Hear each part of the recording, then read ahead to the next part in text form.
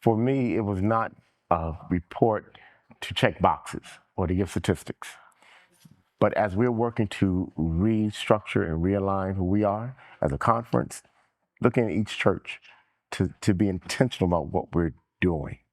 And the form was more about being transformational versus through our processes being transactional. Getting the dates, getting the forms in by a particular deadline, and checking off the boxes, and in return, being in the good graces.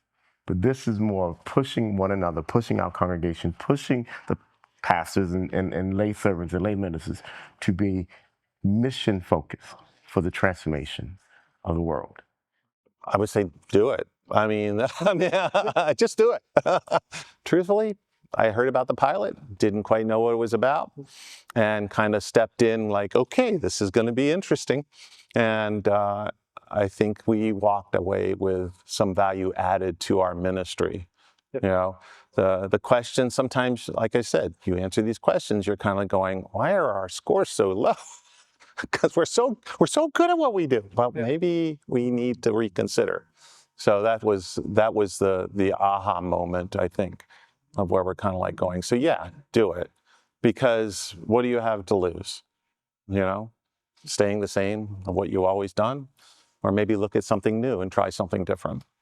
I think what made it successful as it was is we had good participation from staff and laity. Mm-hmm. And so we came into a room, we blocked off an entire Saturday morning, but it flew by. We ran out of time. It was not laborious in any manner. It really facilitated deep, meaningful conversation between all of us.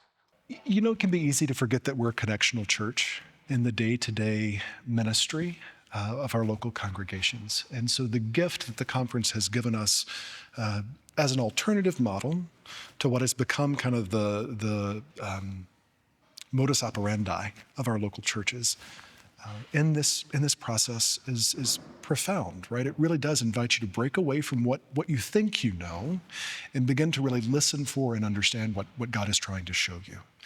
It's a worthwhile expensive energy.